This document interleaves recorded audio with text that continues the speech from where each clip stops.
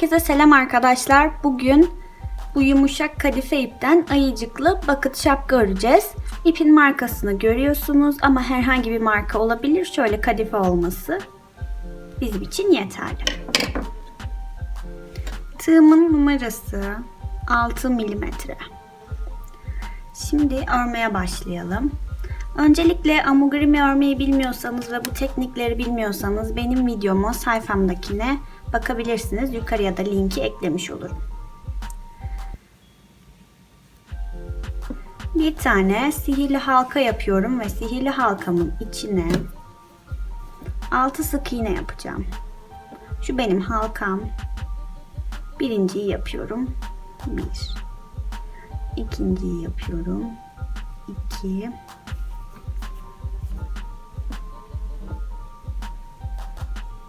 3 4 5 ve 6. Şimdi halkamı kapatıyorum.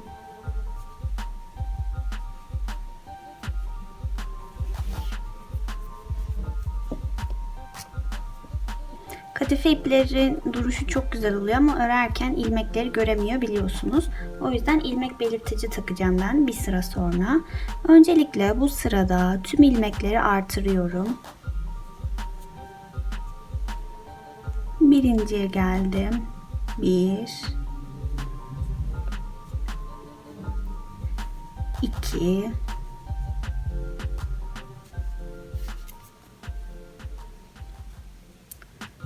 3 4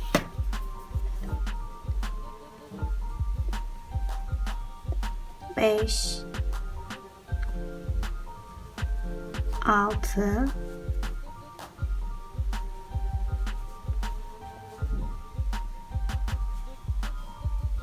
8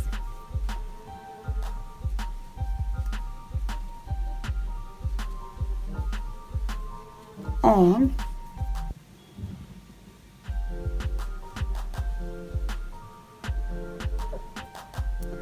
ve 12. İkinci sıramda 12 sık iğneye ulaştım ve bakın örgümde hiçbir boşluk yok. Işıktan dolayı biraz farklı görünebilir ama ilmekleri görmelisiniz arkadaşlar. Bakın şu boşluklara ilmek diyoruz. Bu ilmekleri kaçırırsanız veya sayısını kaçırırsanız şekliniz tam oluşmayacaktır. Kadife ve koyu renkli iplerde tek sıkıntımız bu oluyor. Şimdi devam edeceğiz. Şimdi ilmek belirtecimi taktım ve devam ediyorum. Bundan sonraki sırada bir sık iğne bir artır yapacağım. Şu belirtecimi kenara alıyorum. Yakından göstereyim. Bakın bir tane sık iğne yapıyorum. Artırma içinse aynı yere 2 tane batıyorum. Yan tarafa geçtim. Bir tane sık iğne yaptım ve bir tane artırıyorum. Bir sık iğne bir artır yaparak bu sırayı tamamlıyoruz. Bir sık iğne ve bir artır. Tekrardan söylüyorum, bu teknikleri yapmakta zorlanıyorsanız videomu izleyebilirsiniz ve diğer şapka videolarımdan da öğrenebilirsiniz örgüyü. Çünkü burada renkler tam görünmüyor, ilmekler de görünmüyor. O yüzden böyle yapabilirsiniz. Şu mesela şimdi konuştum ve nerede kaldığımı unuttum diyelim. Unutmadım ama en son artırdım mı düz mü ördüm bunu anlatayım. Şimdi bakın şöyle bir V şekli varsa örgünüzde en son artırmışsınız demektir. O yüzden şimdi ben bir sık iğne yapıyorum.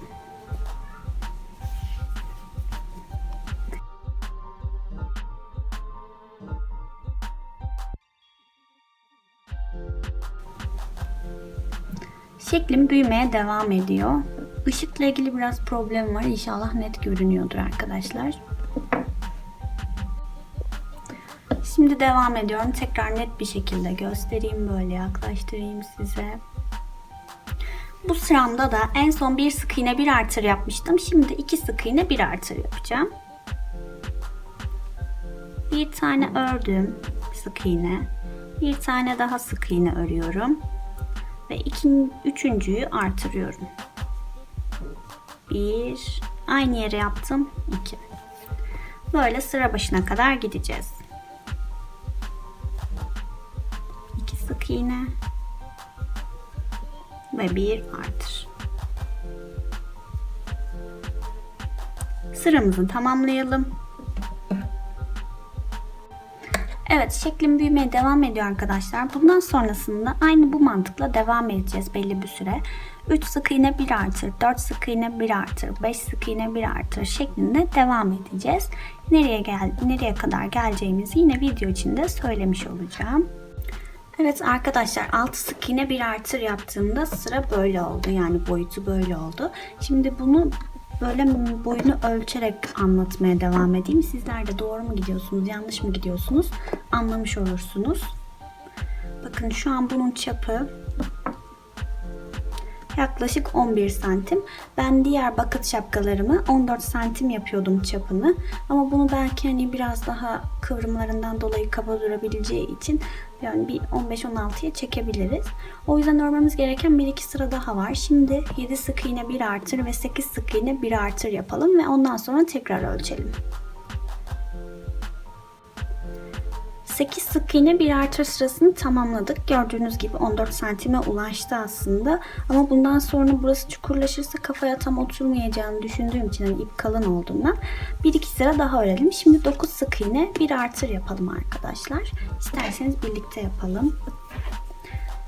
İlmekleri de kaçırmamış olursunuz. Sayarak yaparsanız her zaman çok kolay olur. 1 2 3 4 5 6 7 8 9 ve 10'uncu da çift ilmek yapıyorum. Yani artırma yapıyorum. 2 tane aynı yerden aldım. Bu artırmış oldum. Böyle sıra başına kadar ilerleyeceğim şimdi. Evet arkadaşlar, bu sıramızı tamamladık ve tabanı oluşturmuş bulunmaktayız. Yani yaklaşık 16 santim oldu. 15-16 santim şöyle göstereyim. Sizler de örgünüzün büyüklüğünüzü ayarlamak için bu şekilde ölçüm yapabilirsiniz. Şimdi bundan sonrasında düz öreceğiz. Yani düz örme deyince şimdi herkes karıştırabiliyor. Düz örme deyince artırma ve eksiltme yapmayacağız. Sadece dümdüz öreceğiz sıralar boyunca ve hani şapkamızın aşağı doğru şekillenmesini sağlayacağız. Kaç sıra düz öreceğimizi şimdi söyleyeceğim. Evet arkadaşlar, 6 sıra boyunca hiç artırma ve eksiltme yapmadan düz bir şekilde örelim ve şapkanın aşağı doğru şekillenmesini sağlayalım. Daha sonra tekrardan devam edelim. Evet arkadaşlar, 6 sıra ördük. Şimdi bakın, gördüğünüz gibi bu çukurlaştı şu anda. Şöyle görünüyor mu bilmiyorum. Bir dakika. Şu an böyle çukurlaştı. Ama henüz istediğim boyuta gelmediği için 2 sıra daha düz öreceğiz. Daha sonra kıvrımlarını yapmaya başlayacağız. Yani biz 2 sıra daha örelim. İlmek ve eritecimize bakın, görüyorsunuz. 1, 2, 3, 4, 5, 6 sıra örmüştük. 2 sıra daha örelim. Sonra kıvrımlarına geçelim. Evet arkadaşlar, 8. örme sıramızı da tamamladık. Bakın 8 sıra boyunca böyle dümdüz ördük. Düz ördüğümüz için, artırma ve eksiltme yapmadığımız için çukurlaşma oluştu. Bazen yorumlarda yazıyorsunuz benimki çukurlaşmadı diye. Büyük ihtimal ya artırma yapıyorsunuzdur ya da ilk tabanınız geniştir. O yüzden hemen çukurlaşmıyordur ama sıralar tamamlandığında böyle tas gibi, kase gibi çukurlaşmayı gördük.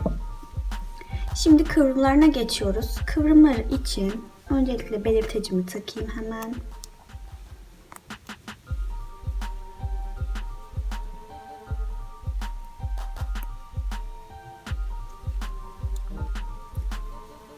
Sekiz sık iğne 1 artır yapacağım. Bu birincim olacak. 1 2 3 4 5 6 7 ve 8. Şimdi artırıyorum. Önce birinci sık iğnemi yaptım. Ardından tekrar aynı yere batıp ikinciyi yaptım. Artırmış oldum. Bu sırayı bu şekilde tamamlıyoruz. Sıramın sonuna geldim ve 2 ilmeğim kaldı. O yüzden en sonuncuyu 9 sık iğne bir artır yapıyorum. Şu an 8 saydım. 9'uncuyu da örüyorum. Ve yanındakini de artırıyorum. Yani bir önceki sıra sayısı tam 9'a bölünmediği için böyle artmalar olabilir ama hiç sorun değil. Yanından devam ediyoruz. Şimdi 8 sık iğne 2 artır yapacağız. Peş peşe artıracağız. Başlayalım. 1 2 3 4 5 6 7 ve 8.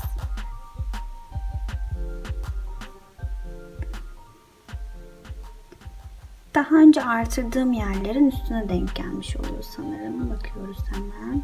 Evet, 2 tane artıracağız. Bu birinci artırmam. Yanına tekrar artırıyorum. Bu da 2.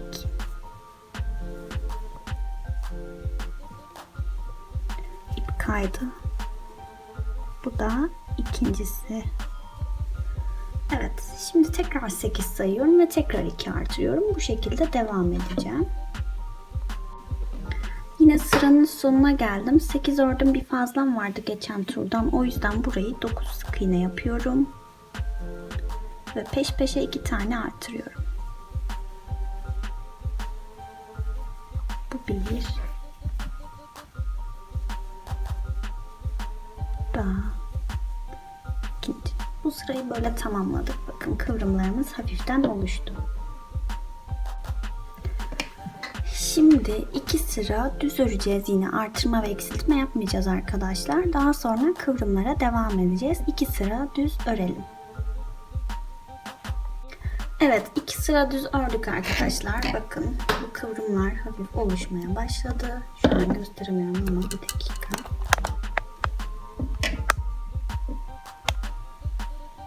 Bakın şu an şapkamız böyle. Şimdi tekrar kıvrımları artıracağız.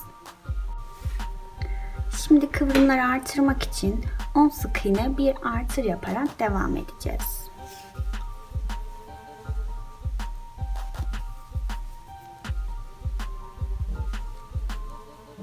Bir, 2, 3, 4, 5, 6, 7, 8, 9, 10 sık iğne ve bir artır. Bu şekilde sıra başına kadar ilerleyelim. Evet, 10 sık iğne bir artır yaparken son 8 ilmeğimiz kaldı. O yüzden burayı 7 sık iğne bir artır yapıyoruz.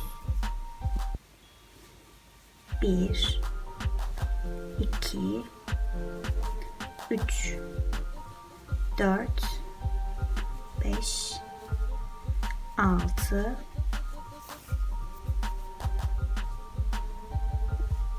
7 ve bir artır.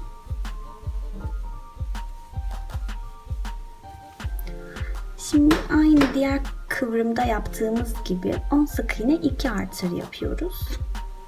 Böyle sıra sonuna kadar gelelim. Sıra sonunda yine 7 sık iğne 2 artır yapacağız. Evet, yine son kısma geldik. 7 sık iğne 2 artır yapacağız. 10 sık iğne 2 artır yapıyorduk. Kalan da 8 kalıyordu. 1, 2, 3, 4, 5, 6, 7 tane örüyorum ve peş peşe artırma yapıyorum. Bir artırdım.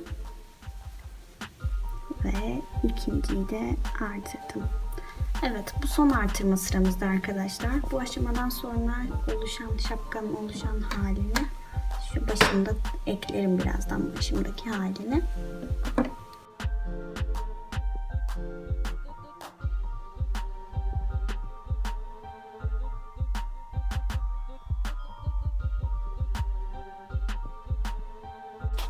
Evet arkadaşlar, şapkamızın şeklinin oluştuğunu gördük. Şimdi bundan sonra düz örme sıralarımız kalıyor. 4 sıra boyunca düz öreceğiz ve daha sonra şapkamız şekillenecek. Yine ördükten sonra tekrar bir bakarız. Eğer beğenmezsek şapkanın şekline göre değiştiririz. Çünkü ben de ilk defa çıkarıyorum bu tarifi sizinle beraber. 4 sıra boyunca düz örelim. Evet arkadaşlar, şapkanın gövdesini bitirdik. Ben 3 sıra örmeyi tercih ettim. 4 sıra örünce de modeli bozuk olmuyor. Siz örebilirsiniz. Yine de eğer 4 sırada ördüyseniz sorun olmaz. Şu kadar ip kaldı. Şimdi kulak yapacağız bu şapkaya. Kulağın tarifini de hemen şimdi veriyorum. Şapkanın başta duruşunu da hemen gösteriyorum.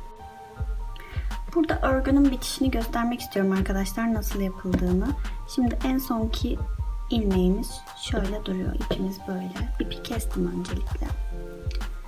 Şimdi bir tane yandan ilmek alıyorum. Ama şuradaki ipimin içinden geçiriyorum.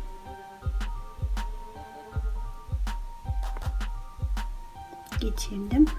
Ve bir tane zincir atıyorum buraya. Daha sonra katladım.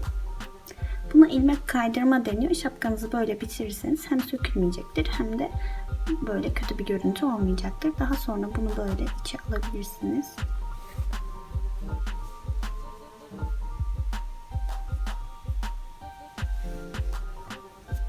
Şapkanızın iç tarafından dikebilirsiniz bunu ya da şuradaki kısma falan bağlayabilirsiniz. İstediğinizi yapabilirsiniz ama şu an duruş olarak burada bir dikiş veya ip bağlama görünmediği için güzel bir bitiriş oldu.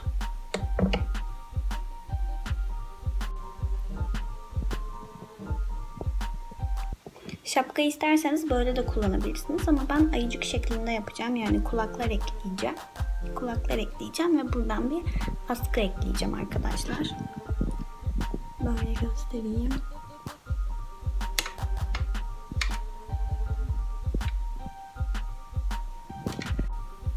Evet arkadaşlar, şapkamızı bitirdik. Ben bir tane kulağını ördüm. Şimdi ikinci kulağını birlikte öreceğiz. Siz bunu 2 kere tekrar edeceksiniz. Şimdi birlikte öreceğiz. Öncelikle yine sihirli halkayla başlıyoruz. Şöyle şapkanın üzerinde de göstereyim hemen. Yani açıdan dolayı tam gösteremiyorum ama bakın böyle kulağımız olacak. Sihirli halkamı yapıyorum. İçine 6 sık iğne yapıyorum. 1 2 3 4 5 ve 6. Şimdi bunu sıkıca kapatıyorum.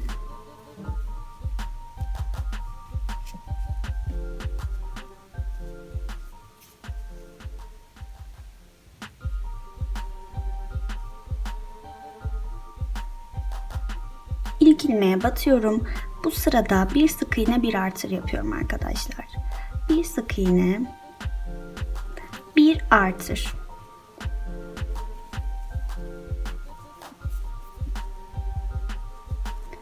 Bir sık iğne, bir artır ve bir kez daha yapacağız.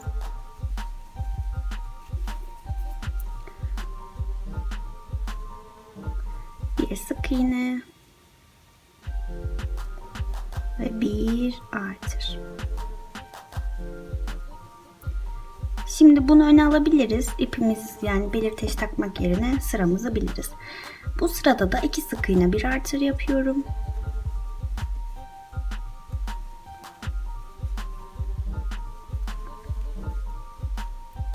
Bir artır. Bir. 2 sık iğne. Bir artır. 1 2 sık iğne. 1 artır. Diğer sırama geçtim. Bu sıramda da 3 sık iğne 1 artır yapacağım. Şeklini büyüteceğim. Bakın çukurlaşmaya da başladı.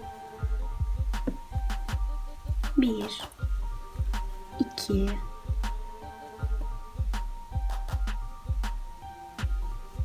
3 sık iğne ve 1 artır. Böyle sıramızı tamamlayalım. Şimdi bu sıramda da daha fazla çukurlaşmasını istemediğim için 2 sık iğne 1 artır yapıyorum. Yapalım.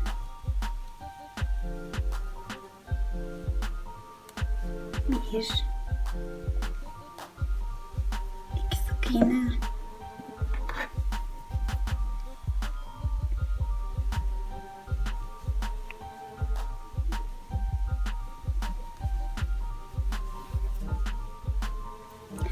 1 2 sık iğne ve 1 artır. Bu şekilde sıramızı tamamlıyoruz. Dikmek için uzun ip bırakıp kestim ipimi ve yine ilmek kaydırarak kulağı bitiriyorum arkadaşlar. Yandan aldım ve içinden geçirdim. Bir tane de zincir atıp burayı kilitledim. Şimdi kulaklarım hazır. Şu içinden çıkan ipi şey yapmayın. Bakın böyle kulaklarımız hazır oldu. Kulak yerlerini bu şekilde ayarladım. Şimdi dikeceğim.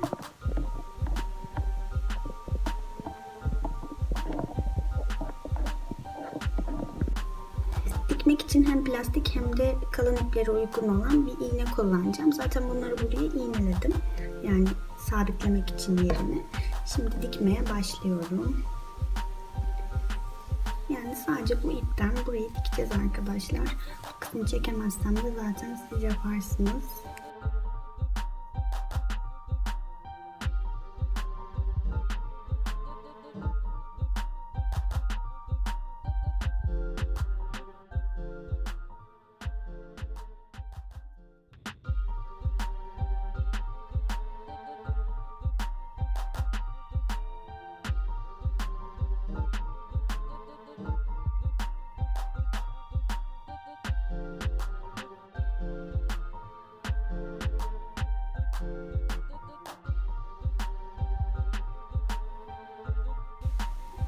Evet, kulaklarını diktik, şapkamız bu şekilde oldu arkadaşlar ve çok tatlı oldu gerçekten.